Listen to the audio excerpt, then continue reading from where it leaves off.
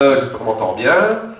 Donc merci beaucoup d'être venus aussi nombreux ce dimanche matin. Tout le plaisir est pour moi. Désolé si ma voix est encore un petit peu en mode diesel, mais vous allez voir, en 5-10 minutes, on n'entendra plus rien du tout. Et ce sera comme si c'était un vendredi soir. J'espère en tout cas. Voilà, alors le programme un peu de la matinée, c'est donc en gros que je vais essayer en 20-25 minutes de brosser un petit peu les grands axes de notre programme pour les élections à venir. Je vais essayer 20-25 minutes, parce que je suis parfois un petit peu plus long. Puis par après, Max prendra la parole pour aussi un peu éclairer les enjeux européens. Puis on aura le temps d'une vingtaine de minutes pour des questions-réponses à partir de la salle. Donc là, on aura le temps de tourner là-dessus. Et puis après, j'aborderai un peu concrètement la campagne pour réussir à obtenir toutes les voix qui nous seront nécessaires. Et le tout devrait durer 1h30 plus ou moins. Donc on va essayer de ne pas être trop long, de manière à pouvoir surtout encore pouvoir discuter autour du bar par après. Je m'excuse déjà, je devrais être à 14h à Mortsel, dans la région d'Anvers, où nous avons un même PTB on tour qui se déroule, donc je fais un peu la tournée aujourd'hui, donc je devrais quitter ici vraiment vers midi 30. Quoi. Voilà, alors, abordons le programme du parti. Alors je vais être très clair, on a 20 minutes ce matin, je voulais aborder avec vous 8 à 9 points principaux de notre programme.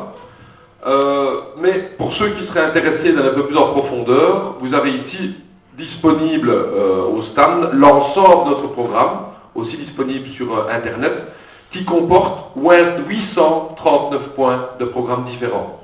Okay, donc c'est déjà une réponse à tous ceux qui disent « Ouais, le PTB, il n'a pas de programme, il n'a pas de proposition concrète. » Bon ben voilà, vous pouvez leur donner 839 propositions, ce qui normalement, dans 2-3 semaines, devrait se retrouver sous forme de 839 propositions d'autres partis. Visiblement, c'est l'habitude de copier nos idées pour l'instant.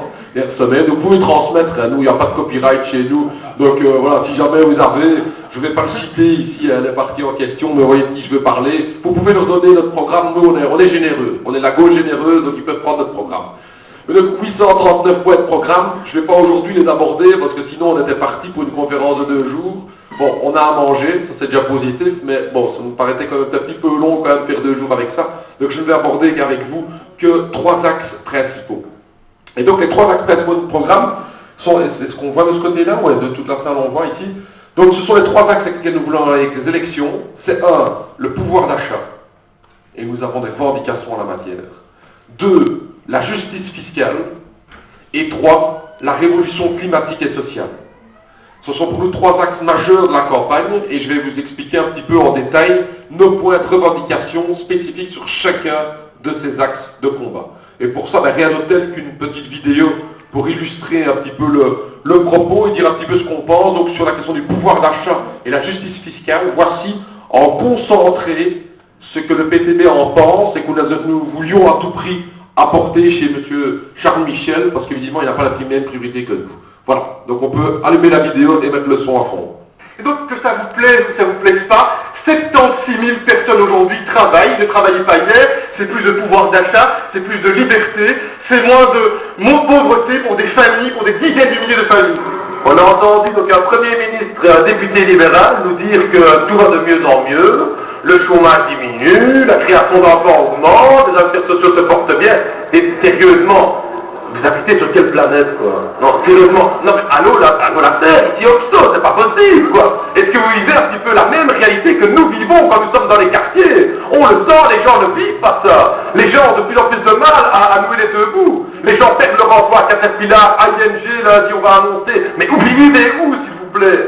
Arrêtez de vous baser uniquement sur des chiffres qui chaque fois des prévisions qui ne se réalisent pas dans la réalité. Aujourd'hui, il faut voir la réalité. Les gens souffrent de plus en plus. Et vous faites du cocorico ici alors que dans la réalité, les gens souffrent de plus en plus. Votre budget, ça c'est le débat aujourd'hui sur lequel personne s'est prononcé dans le gouvernement. 4,2 milliards de trous. Chaque année, vous nous dites, on va résoudre le trou. Ah, on va faire l'austérité, vous allez voir, ça va aller mieux. Et chaque année, le trou devient de plus en plus grand.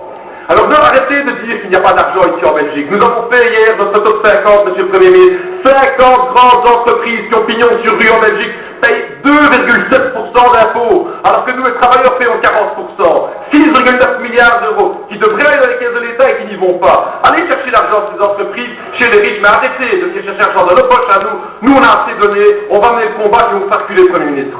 Merci, monsieur Edouard. Voilà. Ça, vous avez vu un peu ce qu'on pense de cette affaire de pouvoir d'achat, et on leur a dit, en tout cas à Charles Michel, vous avez compris Donc évidemment pour nous, il est impensable qu'on continue à faire payer les gens et donc nous venons avec des propositions concrètes et positives.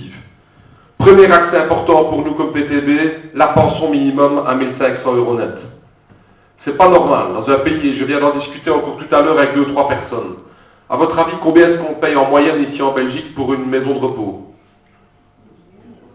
7800. Alors, donc la moyenne, il vient de donner le chiffre avant-hier, 1739 € en moyenne. Ça veut dire que certains sont un peu en dessous, certains au-dessus. Et y compris les homes, parfois du service public. Hein. Je veux dire, vous pouvez être dans un home du CPS ou quoi, vous allez payer aussi cher. 1739. Combien sont les moyennes des pensions, à votre avis? 200. Exactement. Donc, les pensions pour les hommes, entre 1150 et 1200, pour les femmes, 885 à 900 €. C'est quand même pas normal, dans un pays aussi riche que la Belgique, on donne des pensions aux gens qui ne permettent pas de payer une maison de repos. Donc on organise structurellement la pauvreté. C'est-à-dire que les gens ne peuvent pas payer la maison de repos, que la seule manière de le faire, c'est de demander aux enfants, c'est d'aller vendre tous ces biens, c'est d'aller... Enfin, c'est quand même fou, quoi. Dans un pays normalement constitué, on devrait donner une pension qui permette au minimum d'aller en maison de repos. C'est quand même le minimum pour une personne. J'entends encore tout à l'heure quelqu'un qui me disait, non, je travaillais toute ma carrière, je touche 1200 alors que j'ai une carrière complète, et quelqu'un d'autre qui a eu un peu d'indépendant me dit, attends, je suis avec 900 € de pension. C'est tout à fait inacceptable pour nous. C'est la raison pour laquelle nous proposons la pension minimum à 1500 €. Okay, ça coûterait plus ou moins 3 milliards qui pourraient être payés notamment par notre taxe des millionnaires, je viendrai tout à l'heure, et par un arrêt des diminutions des cotisations sociales. Je veux faire une petite parenthèse sur ce 1500 € qui me touche très particulièrement, c'est la condition des femmes. La cause des femmes. Parce que c'est là-dessus que Daniel Baclaine, vous voyez, c'est qui Daniel Baclaine? Ministre libéral des pensions. C'est un hypocrite celui-là, hein. Enfin, c'est pas le seul chez les libéraux, vous allez me dire. Mais lui, il a quand même la palme. Je vais dire que lui, il est quand même le meilleur. Écoutez bien ce qu'il dit. Il y a 2 mois, il dit, on a augmenté toutes les pensions minimales. Hein, et on a plein de gens qui disent, Raoul, moi j'ai rien vu d'augmenter ça. Ce qu'il n'a pas dit, c'est qu'en parenthèse, il voulait en fait dire, on a augmenté toutes les pensions minimales, entre parenthèses, de ceux qui avaient une carrière complète. Fermez la parenthèse. Donc pour pouvoir avoir l'augmentation d'Al Baclaine, il faut avoir 45 ans de carrière. Or, qu'est-ce qui apparaît dans les statistiques? C'est que 9 femmes sur 10 n'ont pas de carrière complète. Okay, ainsi que 4 hommes sur 10 non plus. Donc ça veut dire que Daniel Baclaine, en fait, quand il dit qu'il augmente les pensions de tout le monde, il n'augmente pas les pensions des femmes et pas les pensions de près de la moitié des hommes. C'est ça qui est hypocrite. Et donc, soi-disant, ça touche tout le monde, mais lui, il sait très bien que ce n'est pas le cas. Or, la plupart des femmes, si elles n'ont pas de carrière complète, pourquoi? Parce qu'elles prennent une interruption de carrière pour les enfants, parce qu'elles aident pour les grands-parents ou pour les parents, voire même les beaux-parents, hein, des fois il faut gérer ça, la famille, etc. Donc, qu'est-ce qu'elles font alors les dames? Elles prennent des interruptions de carrière, ou elles travaillent à temps partiel, et donc la carrière n'est pas complète. Oui, mais, quand même rappeler, parce que les formules pour calculer les pensions, des fois on ne s'y retrouve plus. Hein. Je ne sais pas si vous comprenez encore quelque chose. D'ailleurs, Daniel Baclaine avait mis sur pied un site internet, vu que personne n'y comprenait rien, il se dit, je vais essayer de calmer les gens, au niveau des pensions, en mettant un site internet sur pied où ils vont pouvoir calculer eux-mêmes leurs pensions. C'était mypension.be. Vous vous souvenez de ce site internet? Il y a des gens, le site il a saturé, les gens ils ont tous été sur le site, ils ont tapé leur carrière, ils ont vu combien ils avaient gagné de pension, paf, il y avait 2 fois plus de monde en manif. Ça, il n'a rien vu venir, Baclaine. Il n'a rien compris. Et donc, pourquoi? C'est parce que les pensions, ça se calcule en 45e.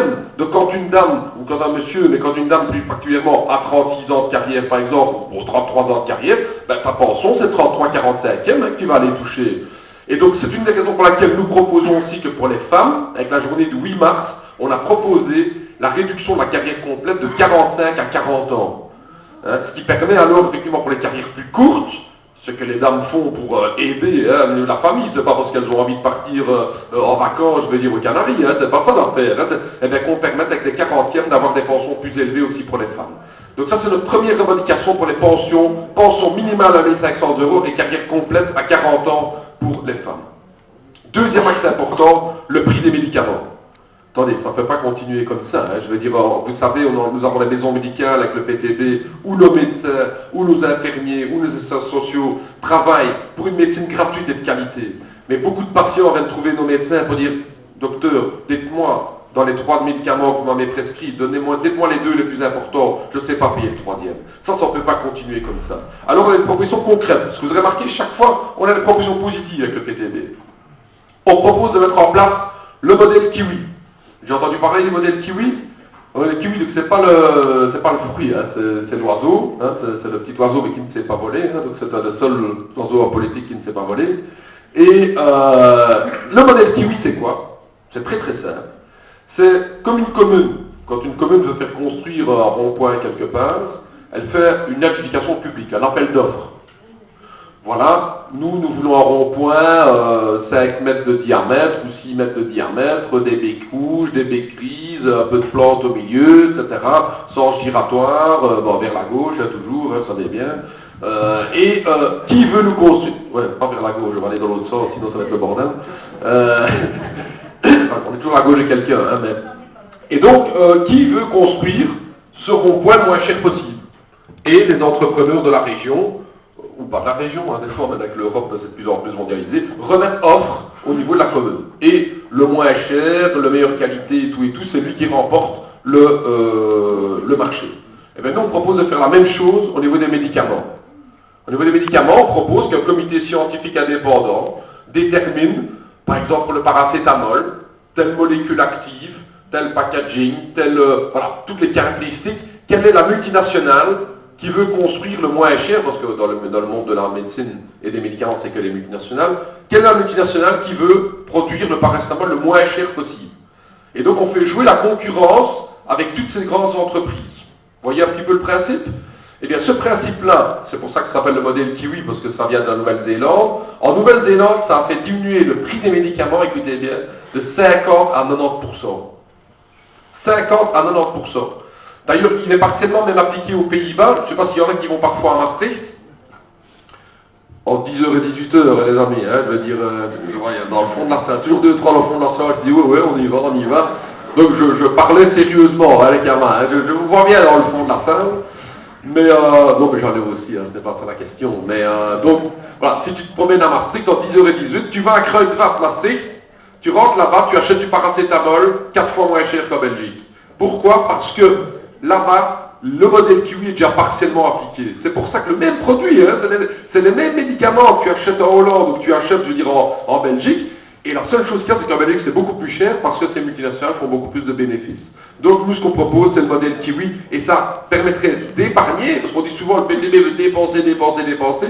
Ici, ça permettrait pour la sécurité sociale d'épargner 1,5 milliard d'euros. Donc, vous voyez bien qu'on a des solutions concrètes qu'on peut appliquer ici en Belgique. Troisième revendication importante pour le pouvoir d'achat, le salaire minimum à 14 € de l'heure. Revendication que nous avons repris de nos camarades de la FGTB avec lesquels nous travaillons ensemble dans cette revendication-là. C'est pas normal que dans plein de secteurs, de services, voire même services publics, hein, je veux dire aujourd'hui, quand j'ai été au piquet de grève de la Poste, là, un jeune qui me disait qu'il était distributeur auxiliaire, là, 1280 € pour un temps plein. Allez, on est où là ici? Donc nous, ce qu'on propose ici, c'est 14 € minimum de l'heure pour les salaires. Okay. Parce que la question des salaires, elle est hyper importante. Quand on parle du pouvoir d'achat, qu'on arrête de dire qu'on ne peut pas augmenter les salaires. Je ne sais pas si vous avez suivi un petit peu la négociation aujourd'hui pour l'accord interprofessionnel. Vous avez vu la marge qu'ils veulent nous donner? Il y a 1,1% d'augmentation. Mais c'est scandaleux, ça. Attendez, vous avez vu le pouvoir d'achat qu'on a? On a calculé, avec le bureau d'études du PTB, et ce chiffre, personne n'a pu le remettre en cause, l'évolution de la part des salaires dans le produit intérieur brut. Donc le produit intérieur brut, c'est l'ensemble des richesses produites en un an en Belgique. Plus ou moins 400 milliards d'euros. Ça, c'est le gâteau qu'on produit. La part des salaires en 4 ans. Donc, je ne vous parle pas de revenir il y a 25 ans. Je vous parle au début du gouvernement Charles Michel. Et aujourd'hui, la part des salaires a diminué de 2%. Vous allez me dire, oui, mais Raoul, vu que le gâteau c'est 100%, où ils sont partis ces 2%? Qu'est-ce qui a augmenté, vu qu'il y a une partie qui a diminué? Ben, qu'est-ce qui a augmenté? Les bénéfices des entreprises. Plus 3%. 12 milliards d'euros de dividendes pour les sociétés cotées en bourse. Donc on arrête de nous dire qu'il n'y a pas de pognon en Belgique. Qu'on arrête. Et donc 2% du PIB en 4 ans perdu, ça veut dire que nous les travailleurs, les salariés et les indépendants, nous avons perdu 2%, c'est 9 milliards d'euros. Ça veut dire 127 € par travailleur. C'est juste pour vous dire, si on avait gardé les mêmes proportions, si les salaires avaient suivi l'évolution naturelle du produit intérieur brut, nous aurions tous 127 € en plus chaque mois comme salaire brut. Ok. Donc ce que nous proposons avec le PTB, c'est de rendre à nouveau la liberté de négocier des augmentations salariales. Et pour ça, il faut supprimer la loi de 96. La loi de 96, pourquoi on l'appelle la loi de 96? Parce qu'elle a été votée en 96, puisque là, il y a de la cohérence. C'est quoi cette loi? C'est une loi qui calcule l'évolution salariale en France, aux Pays-Bas, en Allemagne et en Belgique, et qui calcule combien on peut augmenter les salaires chez nous. Donc ça veut dire que si on diminue les salaires en France, il faut les diminuer automatiquement en Belgique. Et c'est ce qui se passe. C'est-à-dire qu'il y a Macron qui dit « Oh, mais regardez, les petits Belges travaillent moins cher ». Donc qu'est-ce qu'il dit aux travailleurs français? « Ah, chez nous, on travaille moins cher aussi ». Ah, à ce moment-là, il y a Angela Merkel qui voit son copain Macron qui dit « Ah, chez Macron, de travailler moins cher. Ben, nous aussi travaillons moins cher en Allemagne. Paf, et on diminue les salaires en Allemagne. Et qu'est-ce qui se passe? Mark Rutte, Premier ministre hollandais, qui dit « Ah, mais attendez, il travaille moins cher en Belgique, en France et en Allemagne. Mais qu'est-ce que je fais? Je diminue les salaires. » Ben, vous avez compris, hein, on est en train de faire une spirale vers le bas avec nos salaires. Nous, ce qu'on veut, c'est une spirale vers le haut, justement. Non, il faut une spirale vers le bas. Et donc, nous, ce qu'on veut, cette loi de 96, c'est elle qui cadenasse nos salaires. Or, cette loi de 96, je ne vais pas tourner autour du pot. Qui a voté cette loi de 96? Ce n'est pas les libéraux. Hein. C'est le gouvernement de 1 2. C'est-à-dire que c'était le PS, le CDH, le SP1 et le CDNV. Et donc, ça me permet de dire un peu quand on dit des fois, ouais, le PTB, il ne veut pas prendre ses responsabilités, il ne veut pas monter dans le gouvernement. Bien sûr qu'on veut monter dans le gouvernement, mais la question qui se pose, c'est avec quel programme? Et donc, la suppression de cette loi de 96, qui cadenasse les salaires, c'est une condition sine qua non pour nous pour rentrer dans le gouvernement. Hein. Vous imaginez le PTB des ministres, et c'est des ministres PTB qui vont dire, ah, on continue à bloquer les salaires. Attendez, on n'est pas fous, nous, hein. Nous, si on y va, c'est pour pouvoir mener une politique de gauche, quoi. Hein. Et donc, cette loi qui a été votée par le PS et par le SPA, CDH, CDNV, j'espère bien qu'on pourra l'annuler. Donc, ça, ce sont 3 axes majeurs sur le pouvoir d'achat, l'augmentation des pensions, la baisse du prix des médicaments et le salaire minimum à 14 € et la permission d'augmenter à nouveau les salaires par la suppression, l'abrogation de la loi de 96 sur la compétitivité. Premier axe. Deuxième axe, justice fiscale. Ça, vous avez vu dans l'intervention au niveau de Charles Michel, je lui parlais un peu de notre top 50. Mais c'est pas le top 50 Radio Contact, hein. C'était le top 50 PTB, c'est encore mieux. Ça rapporte plus. En tout cas, si on applique la réforme sur notre top 50. Donc le top 50, c'est quoi? C'est qu'on a été étudié en détail les ristournes fiscales pour les 50 plus grandes entreprises ici en Belgique. Et qu'est-ce qu'on voit? C'est que ces 50 plus grandes ristournes fiscales, elles font que ces 50 grandes entreprises ont payé en moyenne, sur ces 15 dernières années, 3% d'impôts. En moyenne, hein. Parfois c'est 2,2%. Là, il y a 2 ans, elles avaient fait un tout gros effort. Elles ont payé 3,8%. Vous imaginez, quoi. Attendez, n'importe quel PME ici dans le coin va payer 25%. Nous, les salariés, on paye tous 40% en gire d'impôts. Mais là, non. Multinationale, ristourne fiscale, 3% d'impôts. Nous, on veut arrêter ça. Ces niches fiscales, c'est vraiment dégoûtant. Je vois devant moi un dossier pour moi qui est symbolique. Je ne sais pas si vous vous rappelez, en 2013, quand ArcelorMittal annonce la fermeture du show, je vois cette journée encore devant moi. Mon père, qui est donc sidérurgiste, qui est prépensionné maintenant, qui est sidérurgiste ArcelorMittal, mon père, ce jour-là, paye plus d'impôts que tout le groupe ArcelorMittal en Belgique. ArcelorMittal avait payé sur les 5 entreprises en Belgique 496 € d'impôts. Vous imaginez? Sur 1,4 milliard de bénéfices. Il y a mon père, il payait 7 fois plus d'impôts à lui tout seul. Donc vous voyez l'artère, quoi. Et ce jour-là, je me souviens parce que j'étais au centre acier et la raflée mal, ce jour-là, qui est en train de défendre les intérêts notionnels, qui sont les mécanismes qui permettent à ces entreprises de payer 496 € d'impôts, qui était en train de défendre à Davos le principe des intérêts notionnels, mais comme jamais auparavant? Elio Di Rupo. Et Elio. Il était là à Davos en train de dire, venez investir chez nous, vous allez rien payer comme impôt, on a plein de mécanismes, vous allez être à l'aise en Belgique, etc. Vous voyez, c'est ça qui se passe. Et maintenant, à 2 mois de la campagne, avec un PTB qui booste dans les sondages, ils sont tous en train de dire, il faut revoir les niches fiscales et tout, mais c'est eux-mêmes qui les ont votées, ces niches fiscales. Et donc moi, j'ai pas de problème avec ce que des gens changent d'avis, mais qu'ils le disent alors. Parce que si c'est pour être hypocrite, et dire avant les élections, on fait un peu de la gauche, on les compte, et puis après monter dans un gouvernement et revoter toutes ces niches fiscales, nous, on n'est pas de cette tasse-là. Et donc ce que nous on veut, c'est notre première revendication, c'est la suppression de toutes ces niches fiscales. Que ces multinationales paient tout simplement le même impôt que toutes les autres entreprises. C'est tout, c'est pas révolutionnaire comme revendication, c'est juste demander pourquoi une PME devrait payer 25% d'impôts et une multinationale pourrait payer 3% d'impôts. Enfin, pourquoi nous on paye 40% d'impôts et une multinationale 3% d'impôts. Donc ça, c'est notre premier axe. Deuxième axe important, la TVA sur le gaz et l'électricité. Donc, je ne sais pas si vous savez, mais donc en Belgique, il y a 2 taux de TVA. 21% pour tous les produits, y compris le caviar, le champagne, tout ça c'est 21%. Et puis vous avez un taux à 6%, qui est le taux pour les produits de première nécessité. Donc ils avaient réfléchi, les ministres avaient dit, bon, ça ne va quand même pas qu'on demande 21% sur des produits que les gens n'ont pas vraiment le choix d'acheter. Et donc par exemple l'eau, ben, on ne va pas faire payer 21% de TVA sur l'eau, donc on va dire l'eau, on va faire payer 6% de TVA, quoi. C'est un petit peu le raisonnement. Eh bien, ces ministres, quand ils se sont penchés sur le gaz d'électricité, ils se sont dit, ah non, ça c'est pas un produit de première nécessité. Ça c'est 21%, boum, clac. Vous vous rendez compte, quoi. Je ne sais pas dans quel monde il vit pour considérer que le gaz et l'électricité ne sont pas des produits de première nécessité. C'est quand même fou. Ben, nous, on n'est pas d'accord avec cette logique-là. Nous, on trouve que le gaz et l'électricité, c'est un produit de première nécessité. C'est évident, on n'a pas le choix. Il faut pouvoir l'utiliser. Donc ce que nous proposons, c'est une réduction de cette TVA de 21 à 6%. On a récolté plus de 260 000 signatures pour ça, parce que comme vous le savez, le PTB est un parti d'action, pas un parti uniquement du blabla. Et donc on avait réussi à faire imposer au dernier gouvernement, dernière législature, brièvement, pendant 7-8 mois, cette TVA de retour à 6%. Et puis Charles Michel, évidemment, qu'est-ce qu'il a fait? Le ministre des Riches, hop, il est repassé à 21%. Donc nous, ce qu'on veut, c'est continuer ce combat pour la TVA à 6% et imposer au prochain gouvernement le retour de cette TVA. Dernier axe, sur la justice fiscale, c'est notre fameuse taxe des millionnaires. La taxe des millionnaires, c'est quoi? C'est une taxe de 1% sur les fortunes de plus d'1 million d'euros, 2% sur les fortunes de plus de 2 millions d'euros, et 3% sur les fortunes de plus de 3 millions d'euros.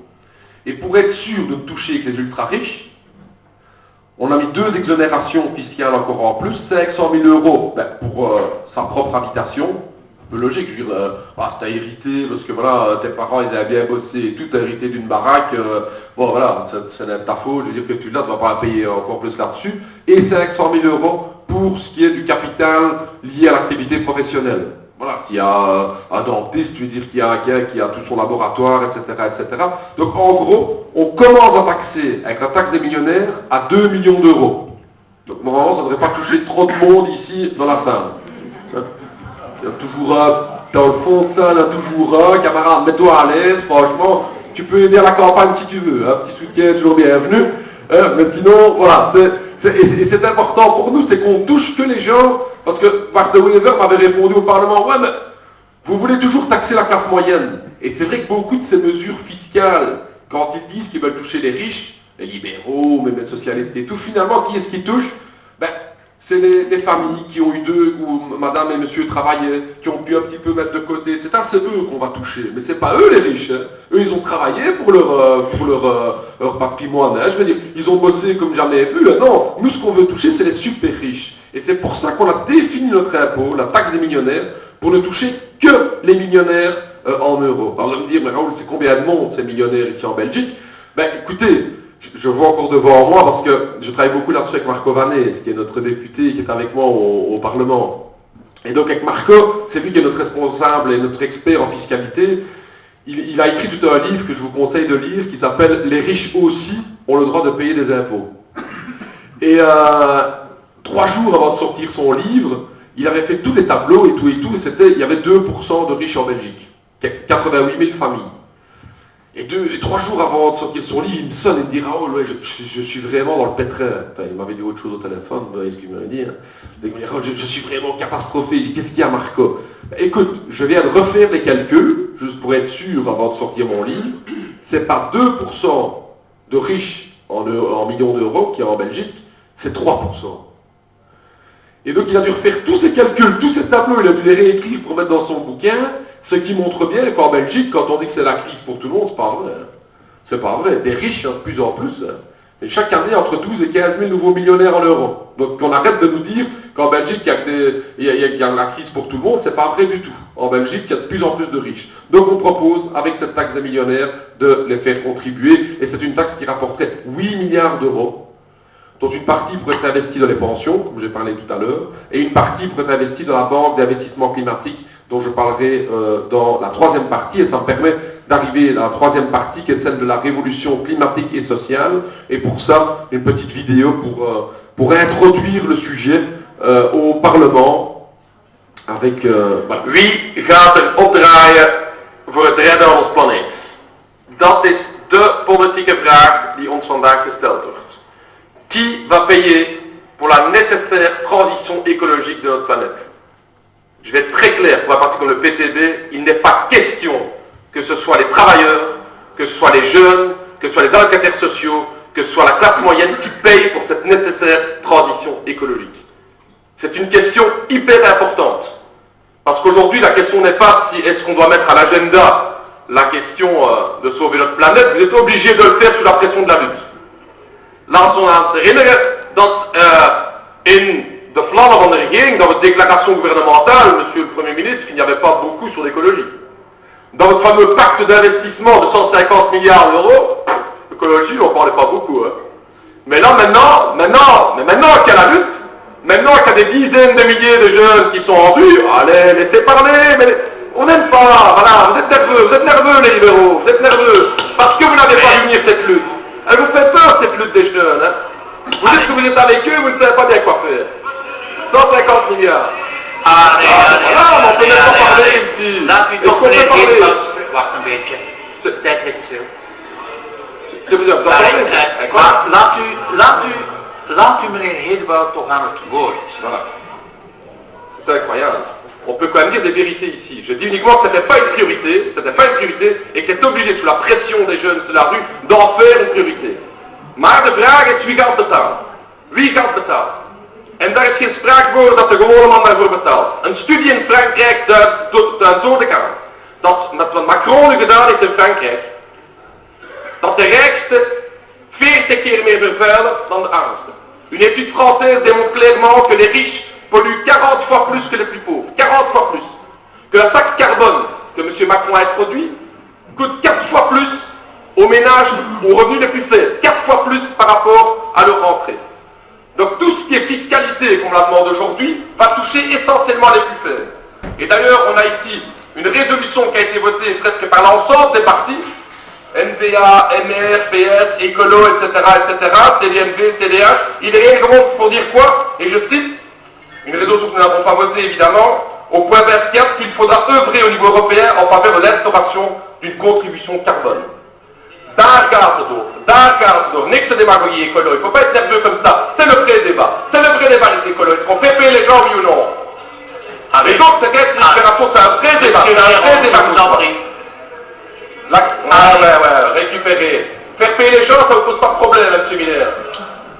Et donc, la question est très simple. C'est que vu que tous ces rapports montrent que toute cette taxation carbone va toucher essentiellement les revenus les plus faibles dans notre société, ne trouvez-vous pas, Monsieur le Premier ministre, qu'il est temps de prendre un engagement ici aujourd'hui, qu'on n'introduira pas de taxe carbone, geen CO2-taxe hier in Belgique, et qu'il est temps de faire payer les multinationales, parce que je vous rappelle que 300 multinationales en Belgique sont responsables de 40% des émissions de CO2, c'est à elles de payer et pas aux job. Voilà. Je crois que les idées sont claires, hein, qu'on a exprimé cette question de révolution climatique et sociale, parce que c'est important pour nous. C'est d'arrêter de faire croire que tout le monde est responsable pour tout le monde. Parce que vous avez vu ça, ça n'avait fait Paris, là, au Parlement, quand on intervient. Et tous, hein, il y avait les CDMV qui étaient tout nerveux, il y avait les maires. Juste pour vous dire, je sais pas si vous imaginez, mais nous, quand on intervient là, au Parlement avec Marco, il y a une personne qui applaudit. C'est Marco.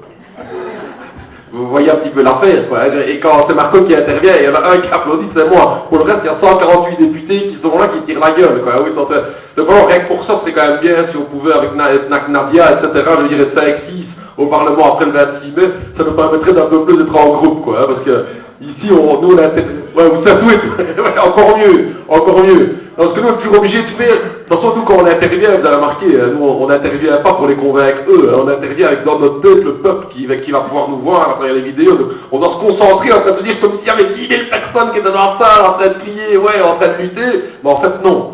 Et on est 150 députés et 148 qui tirent la gueule, quoi. Hein. Et donc, c'est important pour nous, cette révolution climatique et sociale, c'est qu'évidemment, on fasse payer d'abord les grands pollueurs. Et ça, c'est l'enjeu principal du débat. C'est qu'aujourd'hui, en fait, l'essentiel de la pollution industrielle, 80% de la pollution industrielle, ce sont 300 multinationales présentes sur le territoire, 306 exactement. 40% de la production générale de CO2 ici en Belgique, ce sont ces multinationales. Or, comment est-ce qu'aujourd'hui on régule le marché de la pollution? C'est qu'ils ont réussi à faire un marché du droit de polluer. Ça s'appelle les quotas carbone. Vous avez entendu parler de ça? Donc on donne des quotas aux multinationales, et si elles ne consomment pas leurs quotas, elles peuvent la revendre. Et si elles consomment trop, elles peuvent la racheter. Et donc, ils ont réussi à créer un business du droit de polluer. Ça, c'est le capitalisme, quoi. C'est quand même fou. Donc, les gars sont en train de vendre ça, mais c'est pas de la théorie que je vous dis, hein. ArcelorMittal, ici à Liège, a fermé le show. Donc, ils avaient reçu des quotas carbone pour les deux hauts fourneaux. Les deux hauts fourneaux ne produisent plus. Eh bien, ArcelorMittal est resté avec des quotas carbone supplémentaires. Mais qu'est-ce qu'il a fait avec? Il les a revendus. Il s'est fait 3 millions d'euros là-dessus. Donc, non seulement il ferme le show, mais en plus, il se fait du pognon sur le sujet. Vous voyez l'affaire, quoi. Nous, on dit qu'on arrête de faire ce business du droit de polluer et qu'on impose des normes contraignantes. On a fait la même chose avec le trou de la couche d'ozone, on a fait la même chose avec les pluies acides, on a dit, chaque entreprise, voilà, c'est maximum autant de CO2, des normes. Ça, c'est important. Et deuxièmement, pas de taxe carbone sur les produits. C'est ce que Macron a fait en France. C'est pour ça que les Gilets jaunes, à juste titre, ont mobilisé à fond et en sont maintenant déjà à leur 19e, c'est ça, 18e, hein, c'est ça, 18e journée de mobilisation, à raison évidemment, parce que ce sont ces taxes carbone, soi-disant qui touchent tout le monde, mais en fait qui vont toucher évidemment les plus pauvres. Ça, c'est l'étude que je sors dans la gueule de Charles Michel, quand je lui dis que les riches polluent 40 fois plus que les plus pauvres, et que dans vous et moi, quand on prend la voiture, on en a le choix, il faut aller bosser, quoi. Hein. Donc si on commence à augmenter le prix de l'essence, ben, nous on paye beaucoup plus qu'un riche, parce que lui il aura 7-8 000 euros de rentrée. Donc ça c'est le premier axe important. Deuxième axe important, qu'on arrête de culpabiliser les gens sur l'utilisation de la voiture. C'est quoi le choix qu'on a d'utiliser la voiture quand il faut aller dans le zoning des Hauts-Saints, dans le zoning de Gratzolog? Attends, qu'est-ce qu'il y a comme bus qui roule là-bas? De temps à autre, t'as le 76 qui fait le bord de zoning, quoi. Mais pour peu que tu finis après les heures, je vais dire, de travail en équipe de nuit, etc. Tu ne sais pas aller là-dessus. Donc nous, ce qu'on propose, c'est augmenter la quantité de transport en commun, investir massivement dans le chemin de fer, investir massivement dans les techs, et surtout de les rendre gratuits. Ça, alors je ne sais pas si vous vous rappelez, ça, on avait sorti fin août pendant la campagne des communales, le PTB était venu avec la proposition du transport gratuit. Ouh là là là là, la réaction de tous les partis, là, vous vous rappelez de ça? On était populistes, poujadistes, de tous les listes possibles, c'est pour le PTB, quoi. C'était vraiment, c'était impayable, c'était quoi comme idée, enfin bon, vraiment, tout le monde nous attaque et tout, mais il y a maintenant, ils sont tous en train de reprendre l'idée. Le CDH à Bruxelles, le PS dans son programme, et que pour les chômeurs, donc c'est comme ça, que c'est en train de reprendre. Donc ça montre bien à quel point ils ont peur de ce que le PTB est en train de devenir, et à quel point nos idées commencent à marquer le terrain. Parce que si on veut ce transport gratuit, c'est parce que toutes les études démontrent que ça fait beaucoup augmenter l'utilisation du transport en commun. Ils l'ont fait à Dunkerque, parce qu'il ne faut pas aller à Cuba pour voir ça, c'est pas une île exotique, Dunkerque. Ils ont établi l'année passée le transport gratuit. Ils viennent de sortir un chiffre avant-hier, une augmentation d'utilisation du transport en commun de 78%. On n'a jamais vu ça dans l'histoire de cette ville. Ils rajoutent des bus. Ils rajoutent des bus maintenant. Donc les gens, pourquoi? Parce que c'est plus facile de prendre le bus. On me dit que c'était impayable. Attendez, impayable. Aujourd'hui, c'est 20% de subsides.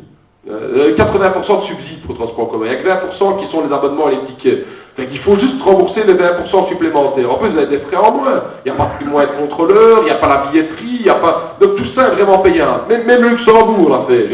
C'est quand même pas non plus un havre de gauchisme, le Luxembourg aujourd'hui. On est quand même d'accord que comme pays... le Luxembourg vient de décréter le transport en commun gratuit sur tout son territoire. Donc ça, c'est un deuxième axe important pour nous. Troisième axe, un plan d'isolation pour tout le monde.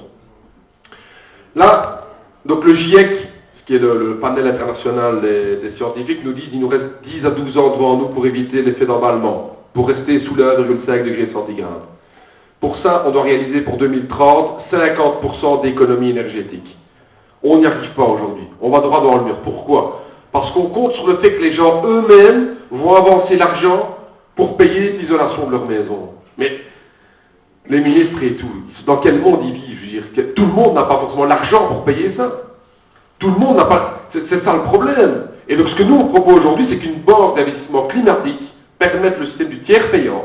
C'est la banque qui paye l'isolation de votre maison et elle se rembourse sur les économies d'énergie. C'est-à-dire que pendant un certain temps, les économies que vous faites sont remboursées par le prêt, par ce prêt bancaire, et puis une fois que le prêt est remboursé par les économies d'énergie, vous gardez, je veux dire, tout simplement votre isolation. Ça permet aux gens de ne rien devoir avancer, et ça permet de massivement isoler les maisons et les appartements en Belgique et